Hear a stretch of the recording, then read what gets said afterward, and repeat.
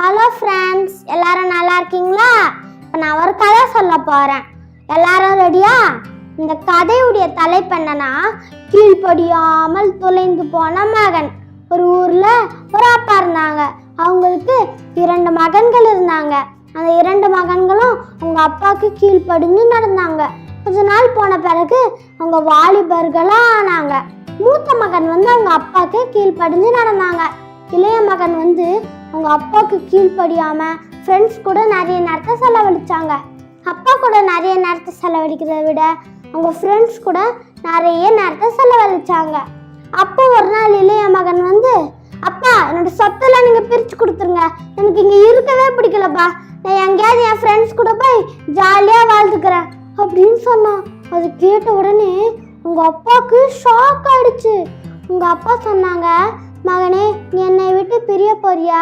மற்றவங்க பேச்சு கேட்டுட்டு நீ போகாத, அவங்க உன்னை ஏமாத்திடுவாங்க அப்படின்னு சொன்னாங்க.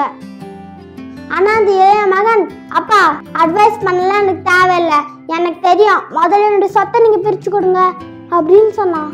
உங்கள் அப்பா எவ்வளோ அட்வைஸ் பண்ணியோ அவன் கேட்காதனால அவங்களுடைய சொத்தை பிரித்து கொடுத்துட்டான்.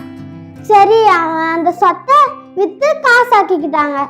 அந்த காசாக்கிக்கிட்டு ஃப்ளைட் பிடிச்சி வெளிநாட்டுக்கு போயிட்டான்.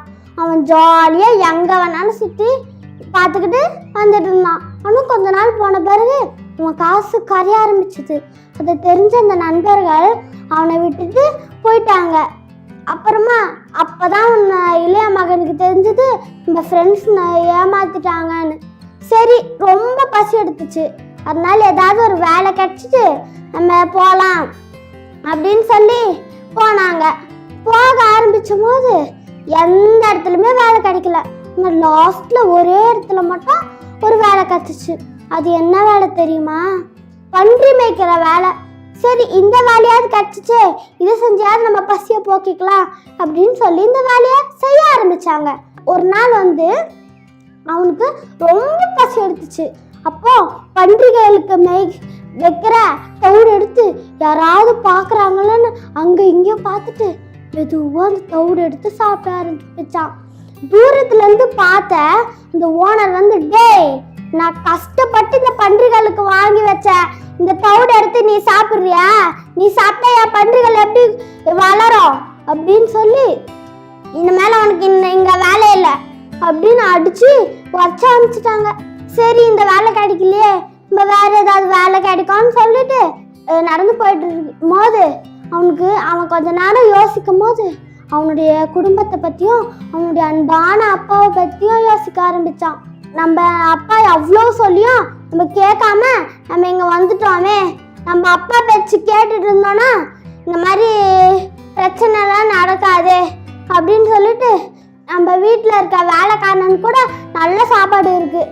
ஆனால் நான் இப்படி ஒரு வேளை சாப்பாடுக்குது இப்படி கஷ்டப்படுறேனே அப்படின்னு சொல்லிட்டு நான் எப்படியாவது எங்கள் அப்பா கிட்ட போய் மன்னிப்பு கேட்டு என்னை ஒரு மகனா கூட இல்லை, என்னை ஒரு வேலைக்காரனா நான் ஏற்றுக்க சொல்ல போகிறேன் அப்படின்னு நான் போயிட்டு இருக்கும்போது, ஆனால் அந்த அப்பா என்ன திரும்ப பண்ணாங்க, எப்பவுமே தொலைந்து போன மகன் திரும்பி வருவான் அப்படின்னு சொல்லி எப்பவுமே காத்துக்கிட்டே இருந்தாங்க. வாசல ஒரு நாள் பார்க்கும்போது அவங்க தொலைஞ்சு போன இளைய மகன் வரத பார்த்தாங்க. அவங்க அப்பா ஓடி போய் அவன் அழுக்கா இருந்தாலும் அவனை கட்டி பிடிச்சி முத்தம் கொடுத்து அவனை அழைச்சாங்க. ஆனால் அந்த இளைய மகன் சொன்னா, அப்பா, நான் பரத்துக்கு விரோதமாகவும் உங்களுக்கு விரோதமாகவும் நான் பாவம் செஞ்சுட்டேன், நீங்க என்னை மன்னிச்சிருங்கப்பா, மகனா கூட இல்லை, ஒரு வேலைக்காரனா நீங்க என்னை ஏற்றுக்கோங்கப்பா அப்படின்னு சொன்னான். அவங்க அப்பா அது கேட்காம அவனுக்கு நல்ல மோதிரம், அவனுக்கு நல்ல ட்ரெஸ் கொடுத்தாங்க, காலில் போடுறதுக்கு நல்ல செருப்பு கொடுத்தாங்க. இந்த நாளை நம்ம கொண்டாடணும்னு சொல்லி ஒரு பெரிய விருந்து வச்சாங்க. எல்லாருக்குமே அதை ஷேர் பண்ணி அந்த விருந்தை அவங்களுக்கு வச்சாங்க. இதே மாதிரி தான் நம்மளும் அந்த இளைய மகன் போல ஏசப்பா பாவம் செஞ்சு நம்ம ஏசப்பா விட்டு விலகி போயிடுறோம்.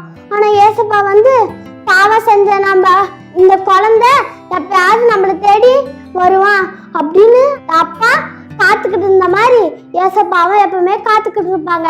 அந்த தப்பை நம்ம உணர்ந்து கிட்ட வரும்போது ஏசப்பா ஏசப்பாவுடைய மகனாவே நம்மளை ஏத்துப்பாங்க.